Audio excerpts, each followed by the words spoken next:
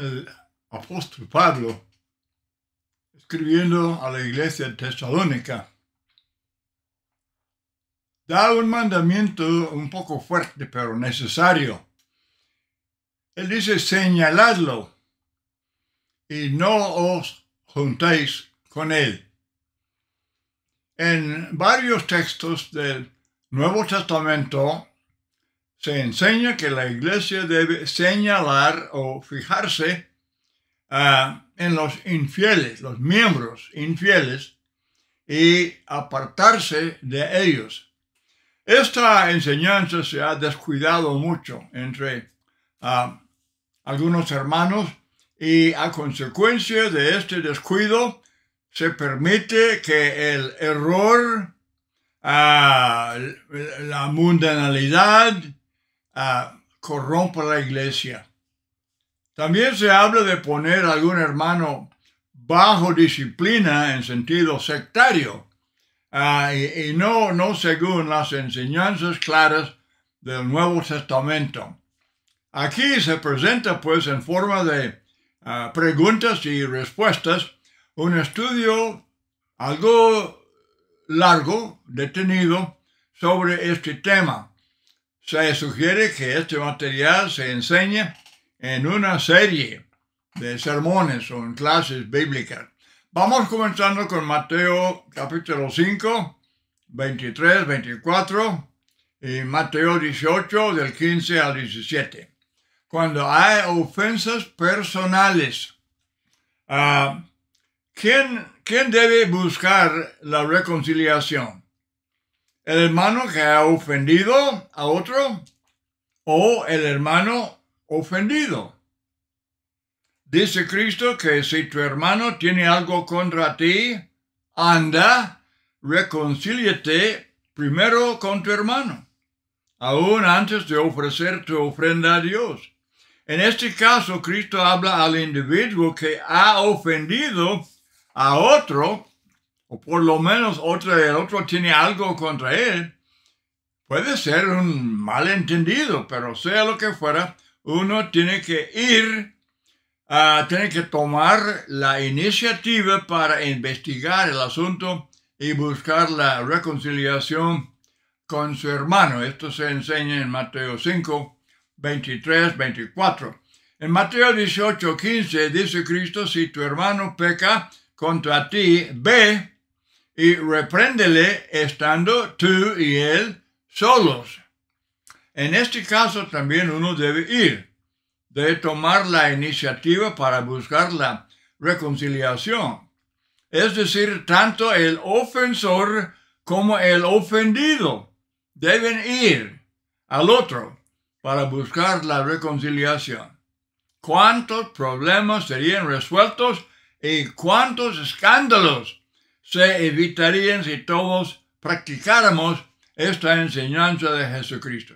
En lugar de esto, ¿qué hacemos? Hablamos con todos menos con el hermano afectado. En lugar de hablar con él, hablamos a espaldas de él. Eso va en contra de la enseñanza de Jesús. ¿Qué significa la frase? Y si no oyere a la iglesia, tenle por gentil y publicano. Bueno, los judíos no se asociaban con gentiles y publicanos. No comían con ellos.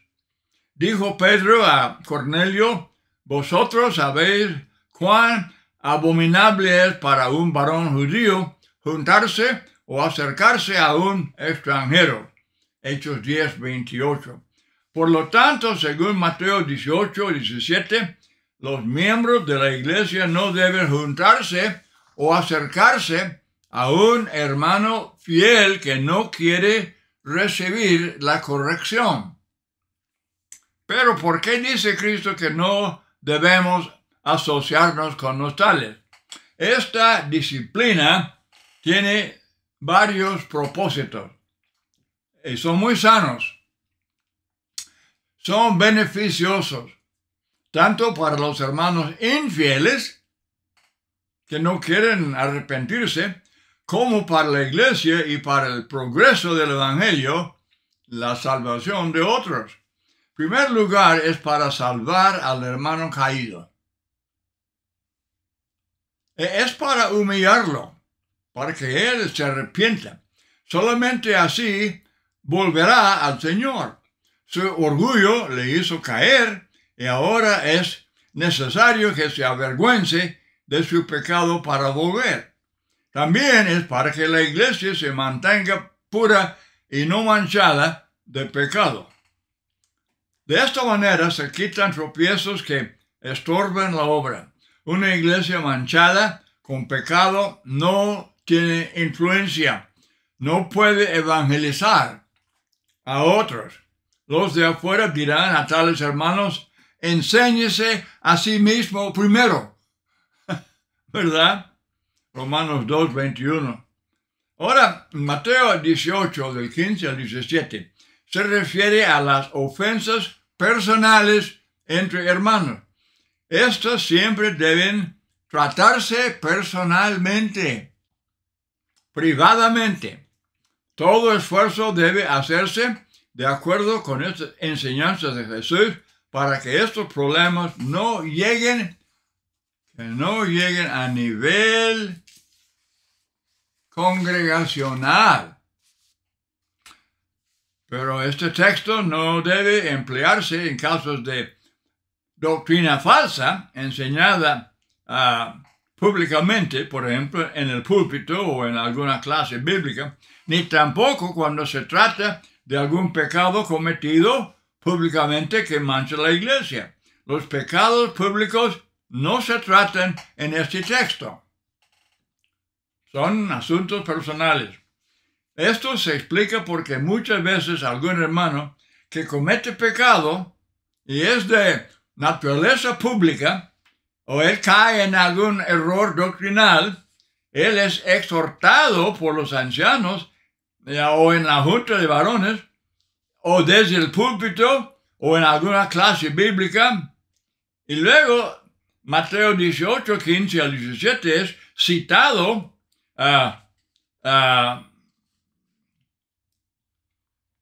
por los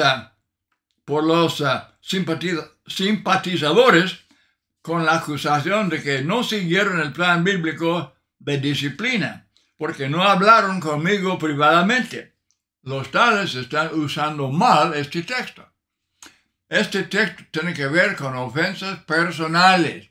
No tiene que ver con alguien que haya cometido pecado bien conocido, público, que mancha la iglesia o alguna falsa doctrina. Ahora, otro texto.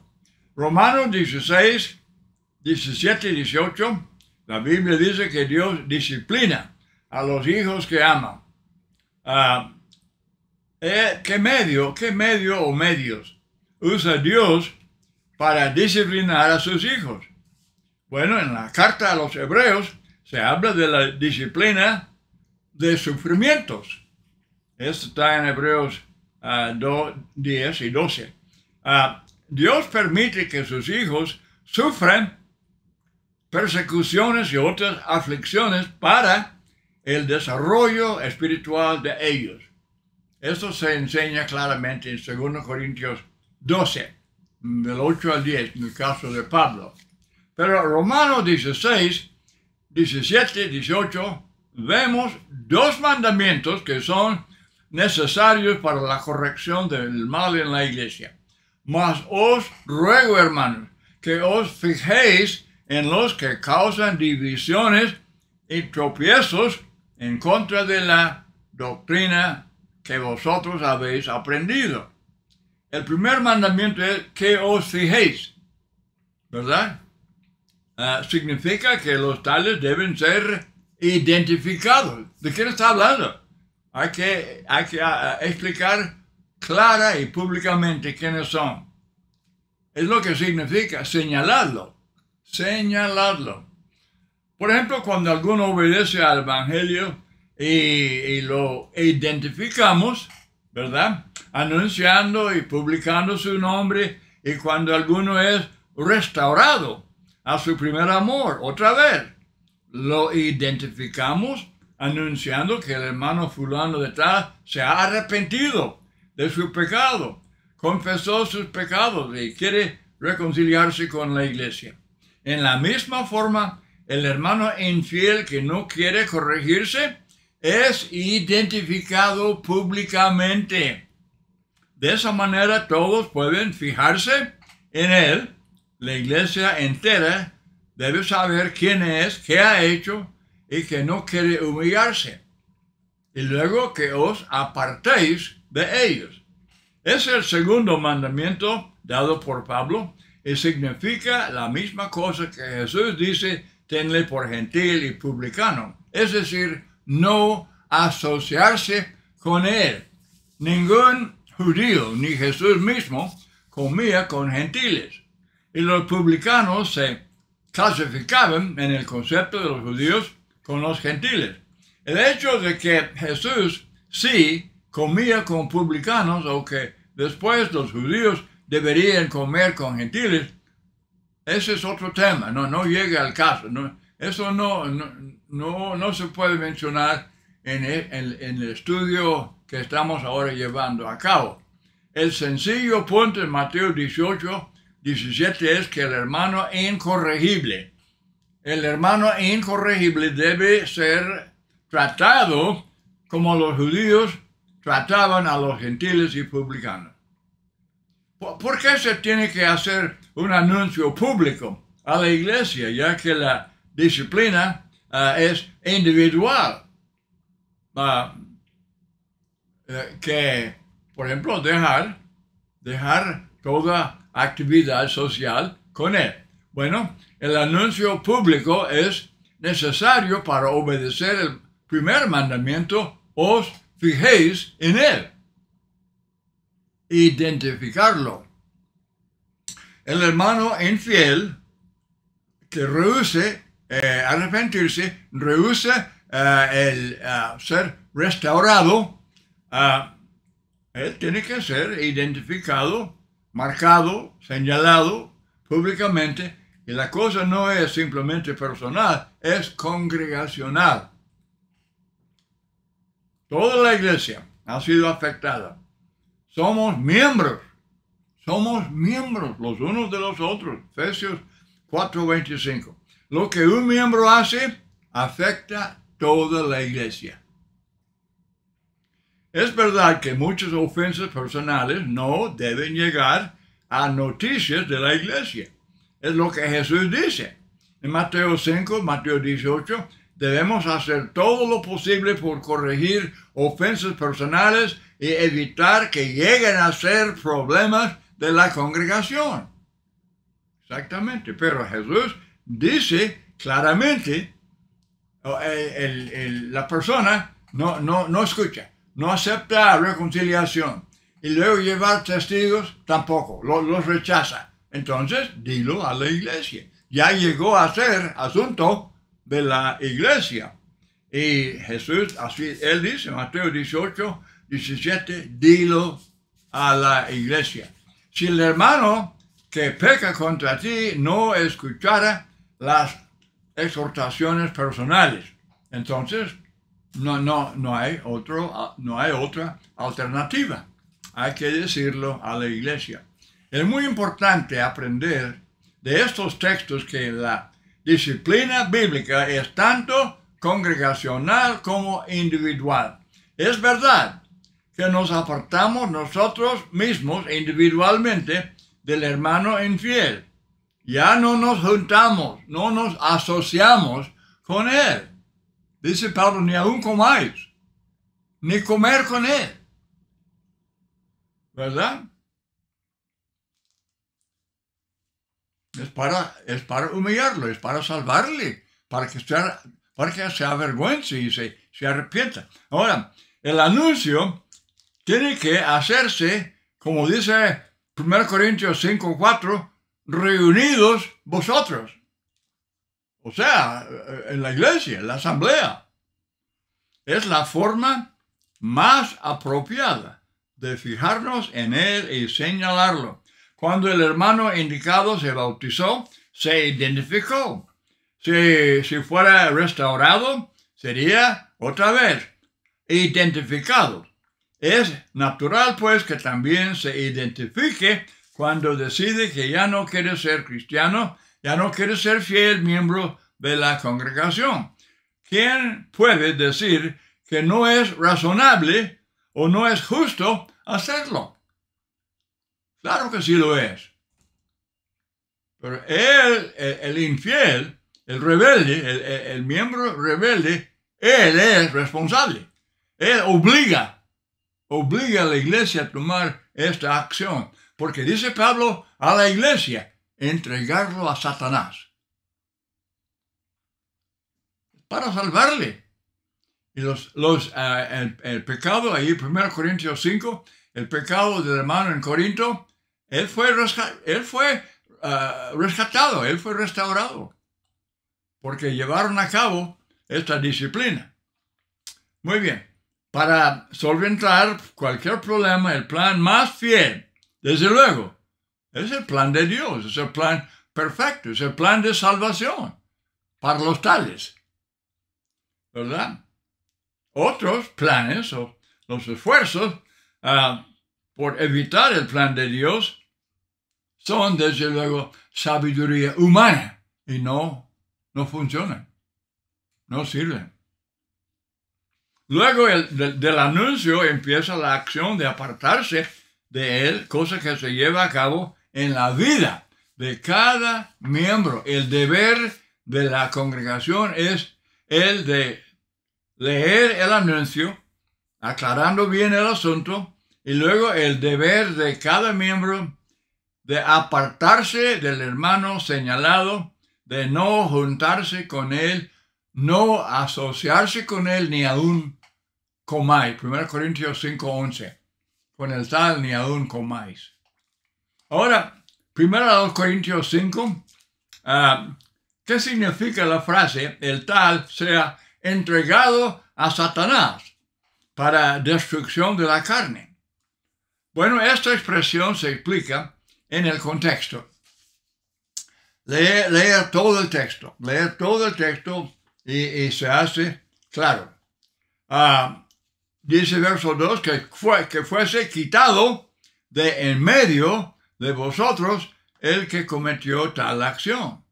Verso 7, limpiaos pues de la vieja levadura. Verso 9, que no os juntéis con los fornicarios. Verso 11, con el tal ni aún comáis. Verso 13, quitad pues a ese perverso de entre vosotros. Si algún hermano, por ejemplo, comete fornicación, está sirviendo a Satanás. Él no es cristiano, es siervo de Satanás y no a Dios.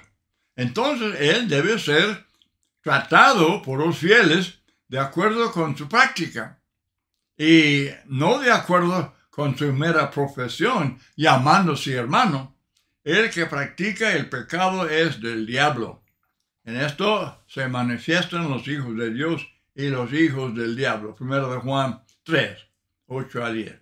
Entonces la frase, con el tal ni aún comáis, es frase sencilla, entendible, no hay misterio, es simplemente no comer, comida, cena, nada, con él, apartarse de él. Así para que se avergüence. No da lugar a confusión esta frase. Significa lo que dice. No es lenguaje figurado. No es lenguaje figurado. Significa que los fieles ya no deben asociarse con el hermano rebelde hasta que se arrepienta. Os apartéis de ellos, Romanos 16, 17. Otra vez es la palabra que Pedro usa. En 1 de Pedro 3:11, apártase del mal. La misma cosa. Y luego, no os juntéis con él, dice Pablo. Muy bien. Entonces, se refiere a la vida social. Muy bien. Enseña Pablo que la familia del hermano señalado no puede comer con él. No. Hay otros mandamientos que tenemos que recordar también. Son mandamientos y no chocan. no chocan entre sí. Corintios no fue escrito para destruir la familia. El hogar no es, en primer término, un arreglo social. No, no es un arreglo social. Es mucho más básico. Es una relación divina, permanente. Y no debemos nunca dejar de cumplir con las obligaciones familiares. Efesios 5, Colosenses 3, 1 Pedro 3.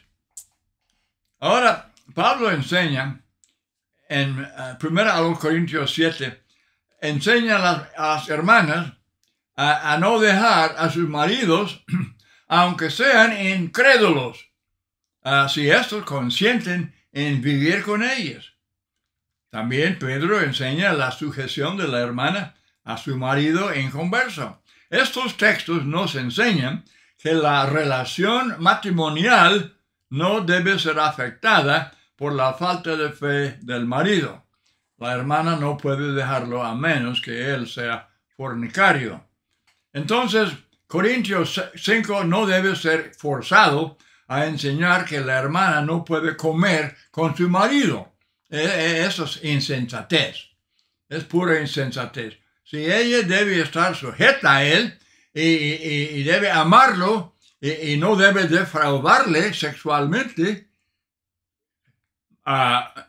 sería absurdo pensar que no debería comer con él. Eso no es usar bien la palabra de Dios. Estamos hablando de actividades sociales, que entonces apartarse de ellos. Pero eso no significa que ya no puede honrar a sus padres o ser fiel y cumplido con su esposa. No, nada que ver. Y no debe aplicarse de esa manera. Sería absurdo obedecer este texto en Corintios 7 que en cuanto a no defraudarle sexualmente y luego decir que no puede comer con él. Eso sería pura insensatez. Los padres cuidan de sus hijos. Estos honran a sus padres. La obligación familiar no es cancelada por 1 Corintios 5, aunque la iglesia, los demás miembros, no debiera comer con alguno de ellos. Padres e hijos, y a veces abuelos, suegros, tíos, viven juntos. Son familia. No es un asunto social. Es cosa de familia. Entonces,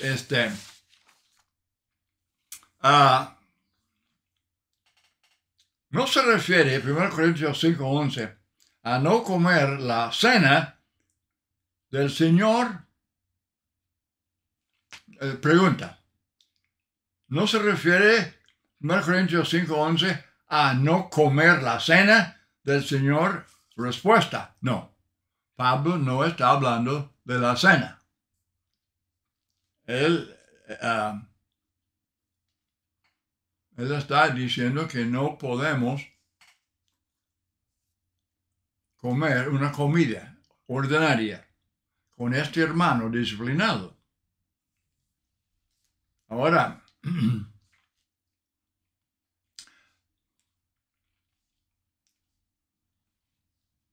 desde luego, Cristo se asociaba con los pecadores, aunque los fariseos lo condenaban por ello.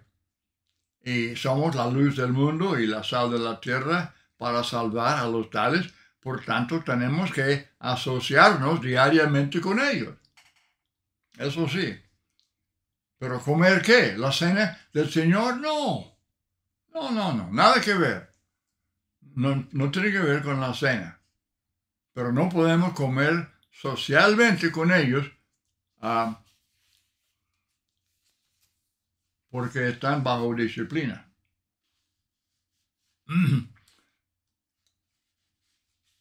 Otra cosa, otro pensamiento.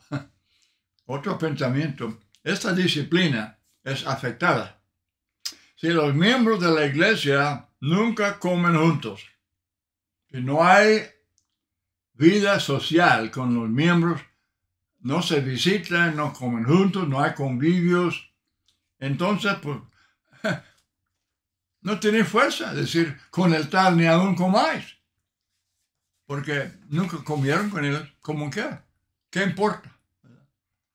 Este texto indica que los miembros de la iglesia, que entre nosotros hay mucha asociación, eso de comer juntos. Y luego, en caso de disciplina, se corta. A veces hay hermanos que por ser muy estrictos, muy estrictos, y quieren ser disciplinarios, insisten mucho en cortarle la comunión a algún hermano, pero no consideran que Pablo habla de apartarse, no asociarse, no juntarse, no comer con ellos. El concepto que algunos tienen de la disciplina es simplemente alguna acción congregacional, algún anuncio, alguna carta, sin tomar en cuenta si hay o si no hay convivencia. Es lo que se prohíbe, la convivencia.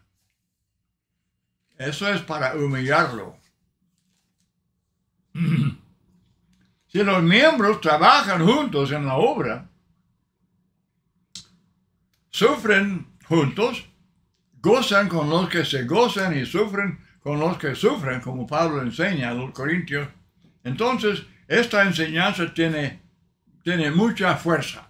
Tiene fuerza y tiene eficacia. Es un verdadero dolor ser cortado de la compañía de fieles cristianos. Es un plan perfecto y bonito, pero tiene que funcionar en su totalidad. De no ser así, no funciona.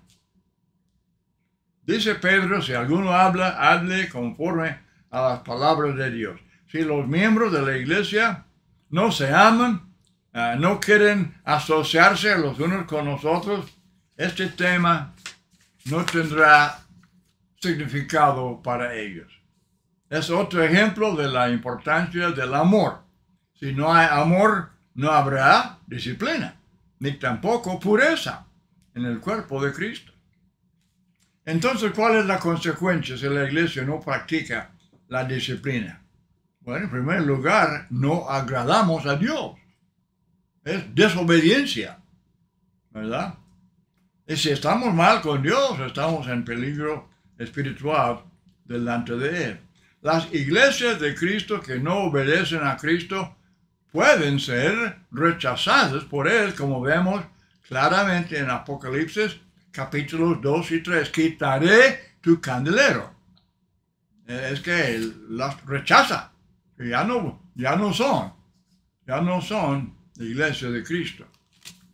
En segundo lugar, por nuestra negligencia acerca de estos mandamientos, podemos causar que se pierda este hermano transgresor.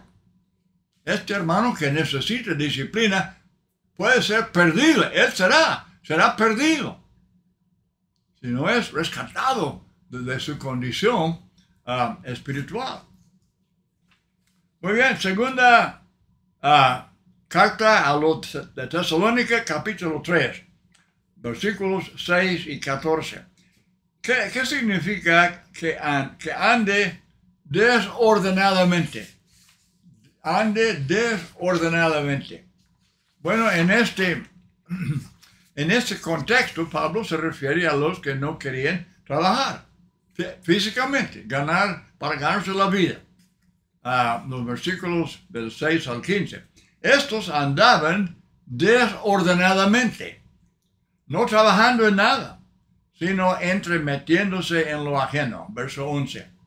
Sin embargo, la expresión andar desordenadamente abarca la desobediencia de lo que decimos por medio de esta carta. Así dice Pablo en versículo 14. Y desde luego lo que Pablo enseña en esta carta no es más importante que lo que él y otros autores inspirados enseñan en otras cartas. Pues, la palabra de Dios es la palabra de Dios Si algún miembro comete pecado, cualquier pecado, y rehúsa arrepentirse, estas enseñanzas son aplicables. ¿Cómo podemos amonestarle si no podemos juntarnos con él? Bueno, nuestra única asociación con él debe ser con fines de amonestarle. No es necesario comer o jugar o viajar con él para amonestarle. Podemos llegar a su casa y hablarle formalmente del asunto a tratar, sin entrar en conversaciones sociales, así como también tomar refrescos con él. No es difícil distinguir entre una conversación regular para nada más simplemente platicar, y luego amonestar, exhortar, advertir, obviamente es otra cosa. Amonestar lleva la idea de advertencia. Amonestar es hablar del juicio, hablar del castigo eterno. Recordando en todo esto, hermanos, enfatizando, este hermano no es enemigo. Alguien puede decir que, pues, me parece todo eso lo que está diciendo, que lo están tratando como enemigo. No, no es disciplina, pero es disciplina severa. Es de vara. Es disciplina de vara. Sí duele, claro. Pero, como ya mencioné, es efectiva. Es el plan de Dios. Y en este caso, sirvió su propósito. Muy bien, bueno, hay mucho más que decir sobre este asunto. Pero yo creo que hemos estudiado los textos que hablan claramente de este tema. Entonces, voy a terminar ese estudio con eso. Y quiero mencionar siempre, como digo, con estos sermones, como pueden ver, estoy leyendo. Y con todo gusto yo les mando este estudio, así completo, en un email, se me manda su dirección. Y luego se puede volver a estudiar todos los textos y aún seguir investigando el tema y discutiéndolo en la iglesia con los hermanos, porque no es opcional, es mandamiento.